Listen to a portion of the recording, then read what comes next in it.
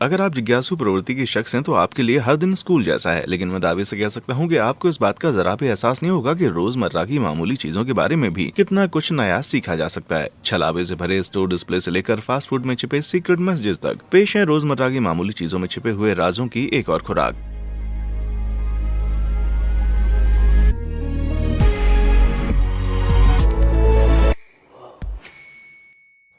Towel display. भले ही ये आपके जेब के लिए बुरी खबर हो, लेकिन शॉपिंग करना आज की आधुनिक जिंदगी का हिस्सा बन चुका है और जब कस्टमर का ध्यान आकर्षित करने की बात हो तो दुकानदार जानता है कि डिस्प्ले बड़ा ही इंपॉर्टेंट होता है। बेड एंड बाथ बियॉन्ड एक ऐसा ब्रांड है जो अपने स्टोर में छत तक एक के ऊपर एकदम परफेक्टली तय करके रखी हुई ढेर सारी टॉवल्स के डिस्प्ले के लिए मशहूर है। पर क्या आपने कभी सोचा है कि इस स्टोर डिस्प्ले की ये टॉवल्स हर समय आखिर इतनी परफेक्ट कैसे दिखाई देती हैं? देखने में तो लगता है जैसे ये सिर्फ रैक में सिर्फ टॉवल ही टॉवल रखी है, पर असल में ये सिर्फ एक ही टॉवल है जिसे फोम के ऊपर ऐसे फिट किया गया है कि देखने में एक के ऊपर एक तय करके रखी हुई तौलियों की तरह नजर आए। वहीं स्टोर की असली टॉवल्स नीचे रखी रहती है, जहां सेल्समैन जरूरत पड़ने पर आसानी से उन तक पहुंच सकता है। जरा भी उम्मीद नहीं थी कि बेड बाथ एंड बियॉन्ड के पर्सनल हाइजीन सेक्शन में मुझे इतना काला राज छिपा हुआ देखने को मिलेगा।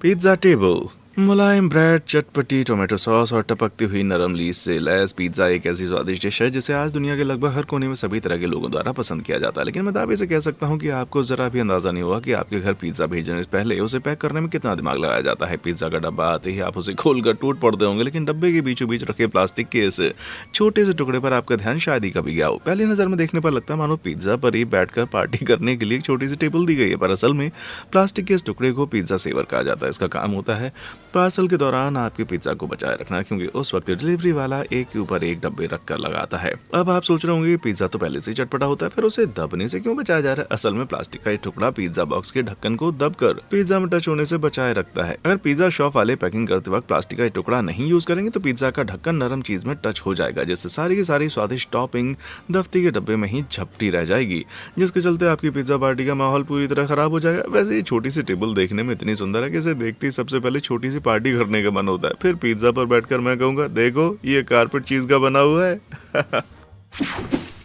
Captcha code. ऑनलाइन फ्रॉड करने वालों की संख्या इतनी बढ़ चुकी है कि आजकल इंटरनेट यूज करने वाले जेन्युइन यूजर्स को भी वेबसाइट्स में यकीन दिलाना पड़ता है कि वो इंसान है ना कि कोई रोबोट। ये है रिकैप्चा, एक ऐसा ऑनलाइन सिस्टम जिसकी मदद से वेबसाइट इंसानी यूजर्स और स्पैम बॉट्स में फर्क कर पाती हैं। हम इंसान को मिलाकर एक दिन में लगभग 6 करोड़ ऑनलाइन कैप्चा सॉल्व करते हैं और आपने ध्यान दिया होगा कि इन कोड्स के साथ पूछे जाने वाले सवाल बड़े सीधे से होते हैं, जैसे ट्रैफिक लाइट वाले खाने सेलेक्ट करें, बस सेलेक्ट करें, क्रॉस वॉक सेलेक्ट करें, टैक्सी सेलेक्ट करें या वगैरह वगैरह। इस तरह के सवालों को जवाब देना आपको भले ही एकदम फालतू लगता हो, पर हकीकत यह है कि करोड़ों यूजर्स इस तरह के सवाल हल करके भविष्य की बिना ड्राइवर वाली कार को एक हकीकत बनाने की यात्रा में अपना योगदान दे रहे हैं।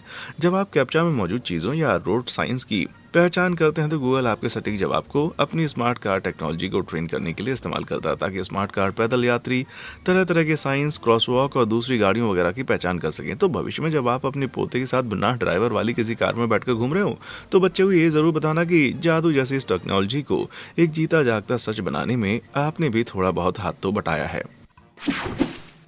बस प्रोटेक्शन। अमेरिका में हर रोज करीब 2.6 करोड़ स्टूडेंट्स घर से स्कूल और वापस घर जाने के लिए बस का इस्तेमाल करते हैं। इस बात की अच्छी खासी उम्मीद है कि आपने कभी न कभी तो स्कूल बस जरूर यूज की होगी, पर क्या आपने कभी सोचा है कि रोजाना आपको ले जाने वाली बस का डिजाइन आखिर ऐसा क्यों है? आपने नोटिस किया होगा कि अमेरिकन स्कूल बसों के दौरान दोनों तरफ स्टील की कुछ पट्टियां लगी होती हैं, जिन्हें रब रेल्स कहा जाता है, जो बस की बॉडी को मजबूती प्रदान करने के लिए लगाई जाती हैं। अगर कोई वाहन साइड से स्कूल बस से टकराता है तो ये पट्टियां टक्कर का झटका झेलकर बस की मेन बॉडी पर ज्यादा असर पड़ने से बचाती हैं, जिससे अंदर बैठे बच्चों की सेफ्टी सुनिश्चित हो जाती है, वरना बस की दीवारें अंदर की तरह चिपक सकती हैं। कमाल की तरकीब है ना? अगर मेरी तरह आपको भी पहले यही लगता था कि बस की साइड पर लगी ये पट्टियां महज उसका लुक बढ़ाने के लिए होती हैं, तो नीचे कमेंट बॉक्स में आकर हमें बताएं। Revolving door. कहा जाता है कि जब एक दरवाजा बंद होता है दूसरा खुल जाता है, और लगता है रिवॉल्विंग डोर्स ने इस कहावत को कुछ ज्यादा ही सीरियसली ले लिया। खैर आइए आपको एक राज बताते हैं। देखने में बेहद स्टाइलिश लगने वाले ये रिवॉल्विंग डोर असल में ऊर्जा की बचत करने में मदद करते हैं और स्टैक इफेक्ट को प्रभाव में आने से रोककर बिल्डिंग के कार्बन उत्सर्जन को भी कम कर देते हैं। स्टैक इफेक्ट बेहद ऊंची इमारत में तो देखने को मिलता है, जब बिल्डिंग के अंदर और बाहर के टेम्परेचर में अच्छा खासा फर्क होता है। सर्दियों के मौसम में जब ऐसी बिल्डिंग के ग्राउंड फ्लोर पे कोई आम स्विंग डोर खुलता है तो बाहर मौजूद ज्यादा घनत्व वाली ठंडी हवा अंदर घुस जाती है और अंदर की हल्की गर्म हवा को ऊपर धकेलते हुए बाहर निकाल देती है। वहीं गर्मियों में बिल्डिंग की भारी ठंडी एयर कंडीशन हवा ग्राउंड फ्लोर पर स्विंग डोर खुलने से बिल्डिंग के बाहर निकलने लगती है। रिवॉल्विंग डोर्स को इस तरह डिजाइन किया जाता है कि बिल्डिंग और बाहर के बीच कोई डायरेक्ट ओपनिंग खुलती नहीं है, यानी बिल्डिंग के अंदर की हवा अंदर ही रह जाती है, भले ही दरवाजे को लगातार यूज किया जा रहा हो। किसी आम स्विंग डोर के मुकाबले एक रिवॉल्विंग डोर से बाहर जाने वाली बिल्डिंग की हवा की मात्रा 8 गुना कम होती है। अंदर के तापमान को बेहतर तरीके से बनाए रखने के लिए इस गुण के चलते सिर्फ रिवॉल्विंग डोर का ही इस्तेमाल करने वाली बिल्डिंग्स अपनी सालाना ऊर्जा खपत में 74% तक की कटौती कर सकती हैं। तो अगली बार जब आप किसी रिवॉल्विंग डोर का इस्तेमाल कर रहे हो तो अपनी पीठ जरूर थपथपाएं कि आप पर्यावरण को बचाने में अपना योगदान दे रहे हैं। In and out burger. लोग कहते हैं कि स्वादिष्ट फास्ट फूड खाने में एक आध्यात्मिक सा सुकून मिलता है, पर किसे पता था कि एक ब्रांड इस दावे को एकदम लिटरली ले लेगा। हम इस बात पे ज्यादा ध्यान नहीं देते हैं कि हमारे बर्गर, फ्राई और सोडा वगैरह किस चीज में पैक किए जा रहे हैं। सो बताते हैं कि इन एंड आउट फूड की पैकेजिंग ठीक हमारी आंखों के नीचे एक राज छुपाई चली आ रही है। इस ब्रांड के बर्गर की पैकिंग के कोने और निचले हिस्सों में अजीब से कोड लिखे हुए देखे जा सकते हैं, पर कोई बताएगा कि इसका आखिर मतलब क्या होता है। इसे खाने वाले लोग तो समझ गए होंगे कि असल में ये बाइबल के श्लोकों की संख्या है, पर बहुत ही कम लोग जानते होंगे कि उन्हें फास्ट फूड पैकेजिंग पर क्यों लिखा जाता है। इन एंड आउट बर्गर को एस्टर साइडर नाम के एक बंदी ने सन 1948 में शुरू किया था और बहुत सारी दूसरी फास्ट फूड जॉइंट से अलग ये बिजनेस आज भी साइडर परिवार द्वारा ही चलाया जा रहा है, जिसकी कोई भी फ्रेंचाइजी नहीं है। साइडर परिवार के लोग बेहद धार्मिक प्रवृत्ति वाले लोग होते हैं। सो इस फास्ट फूड के ब्रांड के मालिक होने के नाते वे अपनी पैकेजिंग पर जो चाहे छाप सकते हैं। बाइबल के श्लोक इन एंड आउट फूड की पैकेजिंग पर सन 87 से लिखे जा रहे हैं और साथ ईश्वर में विश्वास को मजबूत करने वाले श्लोक ही लिखे जाते हैं। यानी फास्ट फूड खाना उतनी बुरी बात नहीं है जितना कि हम समझते थे, खासकर अगर वो इन एंड आउट से लिया गया हो। बार स्टूल। किसी अच्छे से बार में बैठकर पीते हुए अपने प्यारे दोस्तों के साथ गप्पे लड़ाने से ज्यादा मजेदार और क्या हो सकता है। माना कि किसी बार में स्टूल पर बैठते वक्त अपना बैलेंस बनाए रखना कोई बड़ा दिलचस्प काम नहीं है, पर मैं दावे से कह सकता हूँ कि आपको जरा भी अंदाजा नहीं हुआ कि आपके नीचे दबे स्टूल में असल में कितने राज छपे हैं। आपने नोटिस किया होगा बहुत बार स्टूल के बीचों बीच एक छोटा सा छेद बना होता है। अब कुछ लोग कहेंगे छेद इसलिए होता है ताकि बैठने वाला जब मन करे अपनी आसानी से गैस निकाल सके, पर ऐसा नहीं है। इस छेद को बनाने का मकसद है हवा का प्रेशर कम करना, और यहाँ मैं आपके पीछे वाले प्रेशर की बात नहीं कर रहा। अगर ये छेद ना होता तो एक के ऊपर एक रखे जाने पर स्टूल्स में वैक्यूम बन जाता है और उन्हें अलग करने में बड़ी ताकत लगती है। ये छेद उन्हें अलग करना आसान बना देता है। इस छेद का एक और बड़ा जाहिर सा मकसद है इसमें उंगली फंसाकर स्टूल को आसानी से उठाया जा सकता है। तो स्टूल को आराम से उठाएं और अपनी पसंदीदा दोस्त के साथ कोने में बैठकर ड्रिंक लेते हुए बातों के सिलसिले शुरू कर लें भाई।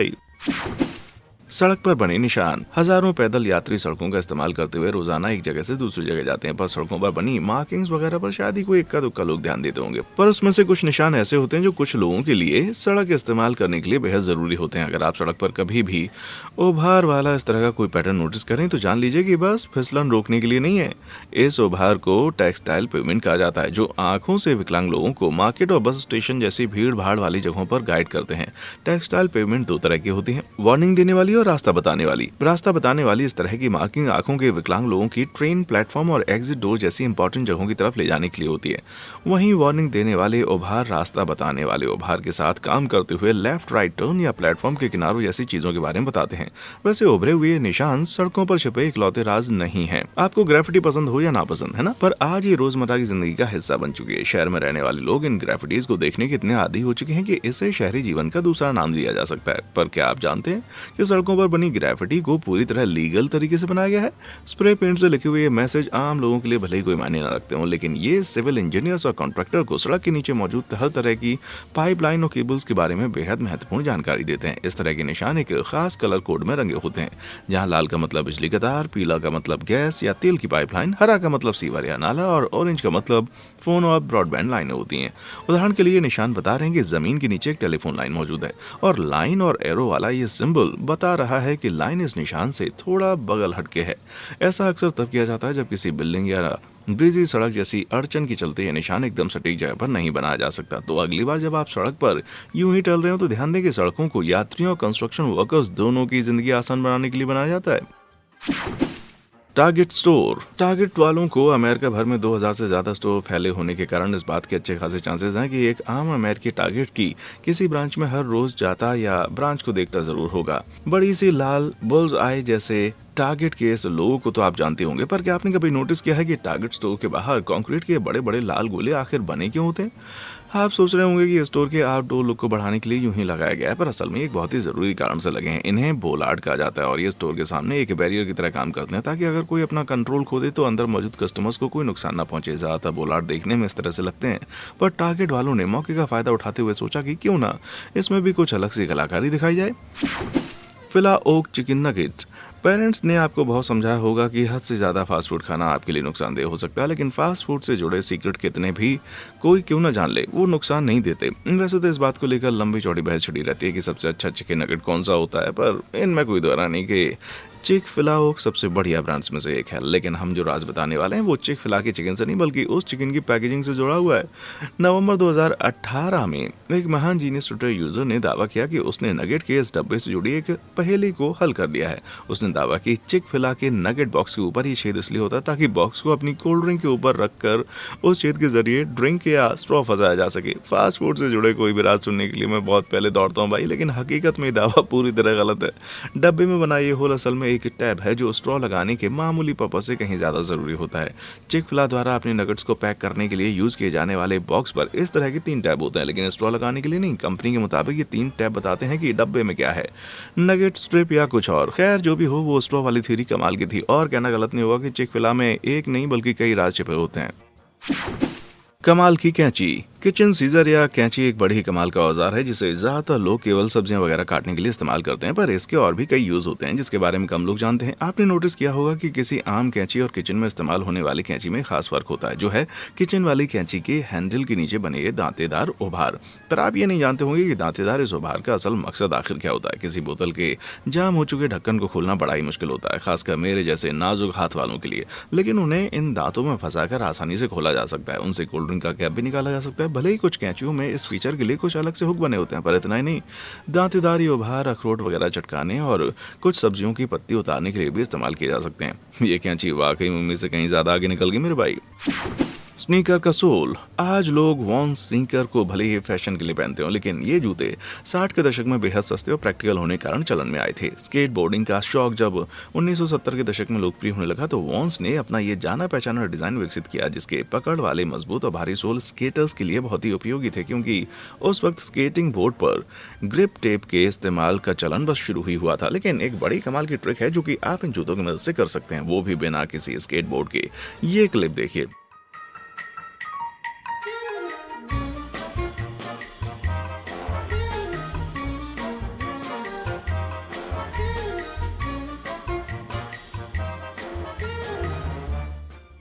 जी हाँ, ठीक जैसे कोई बिल्ली हमेशा अपने पैरों पर गिरती है, उसी तरह वॉन स्नीकर भी हमेशा अपने सोल पे ही आकर गिरता है। ऐसा 100% दफा तो नहीं होता, लेकिन सोल बाकी के जूते के मुकाबले इतना भारी होता है कि जूता ज्यादातर इसी पोजीशन में आकर गिरता है। आपको बता दूं कि मेरे पास भी इन जूतों की एक अच्छी खासी जोड़ी थी जो कि करीब 9 साल चली थी। लगता है बिल्लियों की तरह इन जूतों के भी 9 जन्म होते हैं भाई। चिप्स खाना छोड़ दें।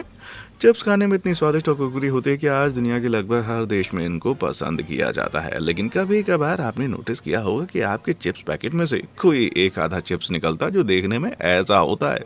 लेकिन ये चिप्स आखिरकार किस वजह से हरे हो जाते हैं? क्या ऐसा फफूंद के चलते होता है? क्या उन्हें खाना हमारे लिए खतरनाक हो सकता है? जब कोई चिप्स हरा होता है तो उसका मतलब होता है कि ये किसी ऐसे आलू से बना है जो स्टोरेज के दौरान कुछ ज्यादा ही रोशनी पा गया था, जिसके चलते उसमें सोलेनाइन नाम का एक जहरीला तत्व पैदा हो जाता है। बड़ी मात्रा में खाने पर सोलेनाइन के असर बहुत ही बुरे हो सकते हैं, जिसमें ढेर सारी उल्टी, भयानक सिर दर्द, बेहद पतली लैट्रिन और कुछ रेयर मामलों में पूरी बॉडीज में फालिज मार जाने जैसी दिक्कतें शामिल है। लेकिन इससे पहले कि आप जिंदगी में कभी भी चिप्स ना खाने की कसम खा लें, आपको बता दूं कि इस तत्व से आपको कोई नुकसान पहुंचने के लिए आपको चिप्स की बहुत सारी मात्रा खानी पड़ेगी। सो अगली बार जब आपके पैकेट से कोई हरा चिप्स निकले तो उसे देखकर समझ जाएं कि उसका पुरखा यानी आलू धूप में कुछ ज्यादा ही पड़ा रह गया भाई।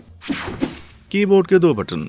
आज की आधुनिक दुनिया में कंप्यूटर वगैरह से दूर भाग पाना लगभग असंभव सा है। ये कोई राज की बात नहीं है कि आधुनिक कीबोर्ड पुराने टाइपराइटर से विकसित किया गया है, लेकिन बदलते हुए जमाने के हिसाब से चलने के लिए उसमें कुछ जरूरी बदलाव किए गए हैं। क्या आपने कभी सोचा है कि ज्यादातर कीबोर्ड पर कंट्रोल, ऑल्ट और शिफ्ट जैसे बटनों के 2 सेट आखिर क्यों मौजूद होते हैं? वो बहु एक जैसा काम करने वाले 2 बटन देने के पीछे मकसद क्या हो सकता है? जवाब बड़ा ही सीधा सा है, ताकि टाइप करने वाला दोनों में से जो भी बटन ज्यादा पास हो उस तक आसानी से पहुंच जाए। लेकिन कुछ कंट्रीज में कीबोर्ड पर और ऑल्ट कर या ऑल्ट ग्राफ का एक बटन भी होता है जिसकी मदद से यूजर कीबोर्ड पर असाइन की गए विदेशी भाषा के अक्षरों को भी आसानी से टाइप कर सकते हैं। फिर भी मैं तो यही कहूंगा कि ऑल्ट कर का मतलब होता है ऐसा ऑल्ट बटन जिसे बेहद गुस्से में दबाया जाता हो। पानी में सिकुड़ी उंगलियां। आपने नोटिस किया होगा कि स्विमिंग पूल या बाथटब में सिर्फ कुछ ही मिनट बिताने के बाद आपकी उंगलियों में एक बड़ा सा नाटकीय बदलाव देखने को मिलता है। पर रबड़ से सिकुड़ी इन उंगलियों के पीछे आखिर वजह क्या होती है? इस सवाल ने वैज्ञानिकों को काफी लंबे समय तक फंसा के रखा है और आज भी वे जवाब को लेकर 100% श्योर नहीं है। पर एक थियरी है जो कि मुझे थोड़ा ज्यादा लॉजिकल लगती है। कुछ वैज्ञानिक दावा करते हैं कि पानी में ज्यादा देर रहने पर सिकुड़ जाने वाली हमारी उंगलियां टायर या किसी जूते के सोल के नीचे बने निशान की तरह हमारी भीगी हुई चमड़ी को पत्थर या जमीन पर ग्रिप बनाने में मदद करती हैं। थ्योरी के मुताबिक सिकुड़ी हुई उंगलियों और तलवे हमारी प्राचीन पुरखों को भीगी हुई टहनियां या फिसलन भरे पत्थरों पर चढ़ने में बहुत मदद करती रही होंगी। आज के हिसाब से देखा जाए तो इसका सबसे बड़ा फायदा यह है कि बारिश वाले दिन हमारा फोन हाथ से छूटकर गिरेगा नहीं। देखा एवोल्यूशन कैसे काम करता है। टूटे हुए दिल का बादशाह। आप ताश का कोई भी गेम खेल रहे हो लेकिन बादशाह उन सभी में से सबसे कीमती पत्ता माना जाता है। लेकिन अगर आप किंग ऑफ हार्ट्स को और से देखें तो कुछ ऐसा नोटिस करेंगे जिसे देखकर आपका दिल टूट जाएगा। भयानक रूप से पत्तों पर अक्सर दिखाया जाता है कि ये बादशाह अपने खुद के सिर में तलवार घुसा रहा है। पर ऐसा क्यों? अक्सर दावा किया जाता है कि ये फ्रांस के किंग चार्ल्स सप्तम की कहानी पर आधारित है जिन्होंने पागल हो जाने के बाद कुछ ऐसी अंदाज में आत्महत्या की थी। पर इस दावे में जरा भी सच्चाई नहीं है। ये सच है कि किंग चार्ल्स आखिरी समय में अपना दिमागी संतुलन खो बैठे थे, लेकिन उनकी मौत एक फोड़े के कारण हुई थी जिसके चलते उनका मुंह इतना ज्यादा सूज गया था कि वो कुछ भी नहीं खा पा रहे थे और साल 1641 में भूख से तड़पकर उनकी मौत हो गई। माना कि यह कहानी बड़ी दर्दनाक है पर ताश का पत्ता इसी पर आधारित नहीं है। इस बात को लेकर कई दावे किए जाते हैं कि किंग ऑफ हार्ट्स असल में किस बादशाह पर आधारित है, लेकिन एक थियरी दूसरे के मुकाबले कहीं ज्यादा विश्वसनीय लगती है। यह सच है कि किंग ऑफ हार्ट्स फ्रांस के ही किसी राजा पर आधारित है, पर वो राजा चार्ल्स सप्तम से पूरे 600 साल पहले गद्दी पर बैठा करता था। वो थे फ्रांसिया के बादशाह शार्लमेन जो कि बाद में फ्रांस बन गया और 9वीं शताब्दी के दौरान वे यूरोप के होली रोमन एम्पायर के पहले सम्राट भी बने। थ्योरी के मुताबिक किंग ऑफ हार्ट्स शार्लमेन को दर्शाता है जो एक महान विजेता थे। ओरिजिनल कार्ड में उन्होंने अपना हथियार ऊपर उठा रखा था, पर ये सब कुछ बदलने वाला कार्ड की कॉपियां बनाने के लिए कलाकार दूसरे को कॉपी करने लगा और धीरे धीरे डिजाइन में गलतियां शामिल होती गई। पहले वो तलवार राजा के सिर के ऊपर से धीरे धीरे उसके सिर के पास पहुंच गई, फिर कलाकारों ने गलती करते हुए इस तलवार को सीधे राजा के सर में घुसा दिया। आज भी किंग ऑफ हार्ट्स से जुड़े अलग अलग दावों ने इंटरनेट पर ताश के इन सबसे जरूरी पत्ते की कई कमाल की डिजाइन को जन्म दे दिया है। Sorry iron man. टोस्टर के नीचे इकट्ठा ब्रेड के चूरे। टोस्टर में ब्रेड डालकर अपने लिए नाश्ता बनाना आज हर किसी के डेली शेड्यूल का हिस्सा बन चुका होगा, लेकिन हैरानी की बात है कि हम में से लगभग ना के बराबर लोग जानते हैं कि हमारी इस प्यारी सी मशीन में एक राज छिपा होता है। कुछ टोस्टर्स के नीचे एक छिपा हुआ कंपार्टमेंट होता है जिसका एक बहुत ही जरूरी यूज होता है, जो अगर आपको ना पता हो तो आपके टोस्टर में बड़ी गंदगी फैल जाएगी। इसे कहते हैं क्रम्ब ट्रे, जहां टोस्टर में ब्रेड डालते और निकालते वक्त उससे झड़ने वाले चूरे इकट्ठे होते हैं। मैन्युफैक्चरर्स के मुताबिक टोस्टर की ये जाली हर 2-3 बार यूज किए जाने के बाद साफ की जानी चाहिए। सो अगर आप उसे वीडियो में देखने के बाद पहली बार खोलने जा रहे हैं तो अपने टोस्टर के नीचे अच्छा खासा कचरा देखने के लिए तैयार हो जाइए भाई। सॉस का सीक्रेट। मैकडॉनल्ड्स की सबसे अच्छी बात यह है कि वहां जाने पर तरह तरह की स्वादिष्ट सॉस खाने को मिलती हैं। वहां सैशे और प्रेशर बॉटल में भारी सॉस होता है, लेकिन कस्टमर्स ने इस सवाल का जवाब ढूंढ लिया है कि सॉस को आखिर निकाला किस चीज में जाए। माना कि उसे किसी छोटे से कप में निकालना बहुत आसान है, लेकिन अगर आपने फ्राइज खरीदी है तो आपके पास और भी आसान रास्ता है, क्योंकि आप फ्राई बॉक्स के ऊपर वाले हिस्से को पीछे की तरफ मोड़कर अपनी सॉस के लिए एक छोटी सी प्लेट बना सकते हैं। इससे पहले कि आप सोचे मैकडॉनल्ड वालों ने ऐसा जानबूझकर किया है, तो आपको बता दें कि ऐसा कुछ भी नहीं है। असल में फ्राई के बॉक्स का ऊपर वाला हिस्सा इतना ऊंचा इसलिए बनाया जाता है ताकि मैकडी का स्टाफ उसे एक फनल की तरह यूज करते हुए उसमें आसानी से फ्राइज भर सके। खैर जो भी हो, उसका ये मतलब नहीं हुआ कि हम बॉक्स के इस हिस्से को सॉस निकालने के लिए एक छोटी प्लेट की तरह यूज नहीं कर सकते। खैर अभी सॉस वगैरह की बातें खत्म नहीं हुई, क्योंकि आपको जानकर हैरानी होगी कि असली राज तो सॉस के छोटे सैशे में छिपा होता है। चील जैसी तेज निगाहों वाले सॉस लवर्स ने नोटिस किया कि बहुत सी सॉस पैकेट्स पर नीचे कोने में कुछ रेसमें नंबर लिखे होते हैं। सॉस का शौक रखने वाले कुछ महारथियों ने दावा किया कि ये नंबर सॉस का टेस्ट बताते हैं, जहाँ छोटा नंबर यानी सॉस मीठी होगी और बड़ा नंबर मतलब सॉस खट्टी होगी। सो आप अपनी डीपिंग एक्सपीरियंस को अपनी पसंद के हिसाब से सेट कर सकते हैं। सुनने में बड़ा ही माइंड ब्लोइंग लगता होगा, है ना? पर आपको बता दें ये दावा पूरी तरह से मनगढ़ंत है। सॉस के पैकेट पर बने इस रेज़्मे नंबर के बारे में हमें सॉस की दुनिया के बेताज बादशाह खुद हाइंज वालों ने बताया। कंपनी के माने तो सॉस पर लिखे नंबर महज इतना बताते हैं कि सॉस का ये पैकेट फैक्ट्री में कौन सी मशीन पर तैयार किया गया था। तो खट्टे मीठे के कॉम्बिनेशन वाला दावा कितना भी दिलचस्प हो, पर असल में वो नंबर सिर्फ फैक्ट्री के लेआउट पे डिपेंड करता है, जो सच भी है। कहें तो उतना ज्यादा एक्साइटिंग नहीं है, लेकिन आपको बोर करने के लिए पेश है कंगारू के एक प्यारे से बच्चे का वीडियो, जिसे देखकर आपका मन खुश हो जाएगा। देखिए इसे।